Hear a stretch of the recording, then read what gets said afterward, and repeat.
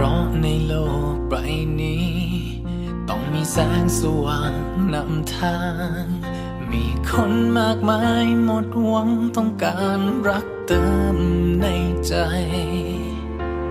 ในค่ำคืนมืดมัวให้ข้าเป็นแสงสว่างส่องไปบอกกับคนมากมายเรื่องพระองค์ขอทรงตรัสในใจมีสิ่งใดที่ข้าควรทำให้พระองค์นำความคิดให้เป็นเหมือนน้ำพระทัยให้ทุกคนชื่นชมเมื่อเห็นพระองค์ยิ่งใหญ่เพียงไหน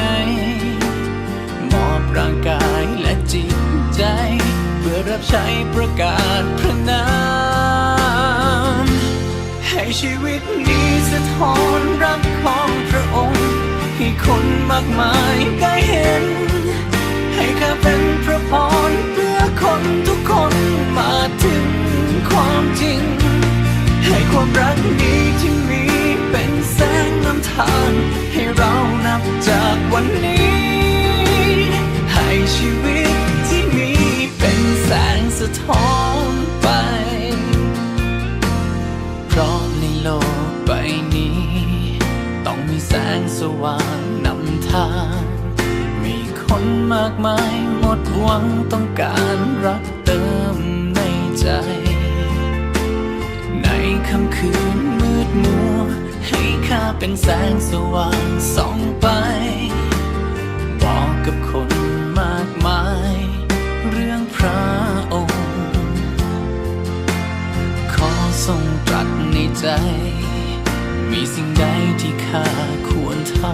ำให้พระองค์นำความคิดให้เป็นเหมือนน้ำพระทัยให้ทุกคนชื่นชมเมื่อเห็นพระองค์ยิ่งใหญ่เพียงไหนมอบร่างกายและจิตใจเพื่อรับใช้ประกาศพระนามให้ชีวิตนี้สะท้อนรักของพระองค์ให้คนมากมายได้เห็นให้ข้าเป็นพระพรเพื่อคนทุกคนมาถึง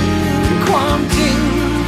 ให้ความรักนี้ที่มีเป็นแสงนำทางให้เรานับจากวันนี้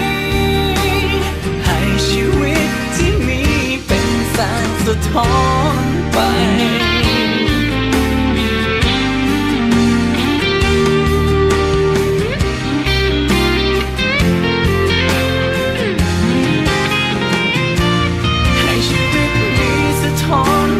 ของพระองค์ให้คนมากมายได้เห็